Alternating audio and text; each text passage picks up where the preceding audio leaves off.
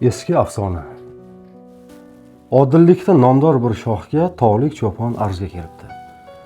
Shoh sirayam kutmagan holda juda qiziq so'zlarni debdi. Xo'jayin, sen berayotirsan, bunda chindan ajib farmonlar, ammo bilsang biz tomonlarda yo'qolmagan hanuz yomonlar. Mansabdorlar oddiy xalq bilan xuddi yotga, yovga o'xshaydi. Halollarni ezib tashlashar, bor vujudim titrab qaqshaydi. Shart otilib chiqqan yigitlar shart otilib ketayotirlar.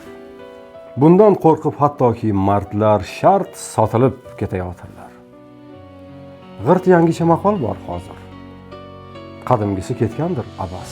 O'g'rimisan, yeysan oshingni, to'g'rimisan, o'z boshingni bas.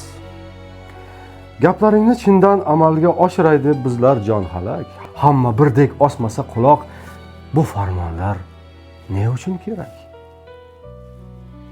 Unga boqib hukmdor o'ychan ma'yusgina kulib qo'yibdi.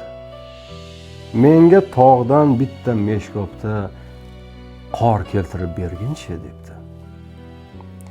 Ko'p o'tmasdan tog'dan saroyga cho'pon horib, charchab qaytibdi. Buyrug'ingni bajardim shohim. Mana qorni ol deb aytibdi. Obbo. Qormas suv turgan emish. Qarasalar ochib suvdonni. Bu hol behad uyaltiribdi to'g'ri so'zli keksa cho'ponni. Men senga suv keltirgin deya aytganmidim axir og'ayni. Menga qattiq va'da qilingan oppoqqina tog' qori qani? Loaqal sen kulmagin shohim. Menday bitta keksa cho'pondan poraga qor olarkanmi deb mendan do'stlar kulishdi chandon. Rost gap, qanday va'da berganim esda juda aniq bor edi. Meshkobdagi bu suv tog'da ham va hattoki yo'lda qor edi. Lekin qiziq bilmadim endi qandayin sho'r falokat bo'lib, xo'sh, endi sal tushungandirsan, so'rabdi shoh salgina kulib. Axir mening farmonlarim ham shu saroyda qat'iy va chindir. To sizlarga yetib borguncha suv bo'lishi balki mumkindir.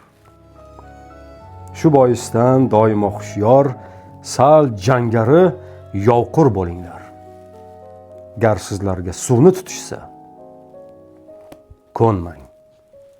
Qorni talab qilinglar.